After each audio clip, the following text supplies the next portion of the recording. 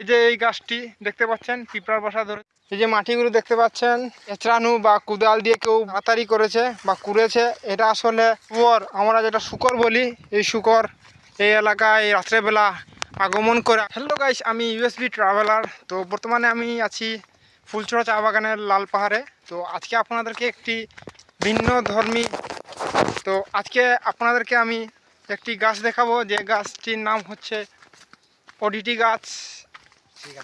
কিন্তু আজকে আমি দেখাবো আজকে একটি গাছের মধ্যে পাখির বাসা নয়, সেটি হচ্ছে কি পিঁপড়ার বাসা দেখাবো। দেখুন এই যে এই গাছটি দেখতে পাচ্ছেন পিঁপড়ার বাসা ধরে। দেখুন দর্শকবৃন্দ, পিঁপড়া প্রায় একটা, দুটো, তিনটা, চারটা, পাঁচটা, ছয়টা, সাতটা থেকে আটটার মতো বাসা বেঁধেছে। ঈশ্বরের কি নির্মম পরিহাস। দেখুন এই যে গাছ, এই যে ঘরগুলো দেখতে পাচ্ছেন, ঘরগুলো খুবই মিশ্রণ এবং অসাধারণ, মাটি দিয়ে তৈরি। এগুলো পিঁপড়া না উলুপোকা না বুলামাছি, আমি সঠিক বলতে পারছি না। কি হতে পারে মামা এই গাছটা? পিঁপড়ার বাসা হবে। এটা কিভাবে বানিয়েছে বলতে পারবো না। আমার দিকে তাকায়। যেভাবে বানিয়েছে খুব সুন্দর বানিয়েছে,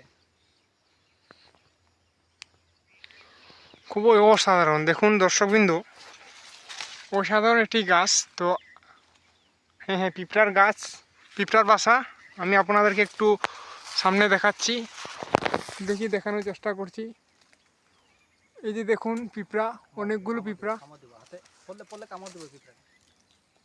কামড় দেবো।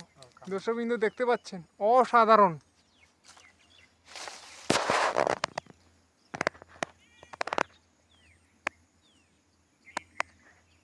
এই দেখুন, এবং দেখতে পাচ্ছেন এই যে এগুলো, এই যে মাটিগুলো দেখতে পাচ্ছেন এচড়ানো বা কুদাল দিয়ে কেউ তাড়াতাড়ি করেছে বা কুড়েছে। এটা আসলে শুকর, আমরা যেটা শুকর বলি, এই শুকর এই এলাকায় রাত্রেবেলা আগমন করার ফলে তারা এইভাবে এই এলাকাটি তেড়েছে। তো খুবই ভয়ঙ্কর, বলতে একটু বিপজ্জনক এলাকা। আমরা তাড়াতাড়ি চলে যাচ্ছি।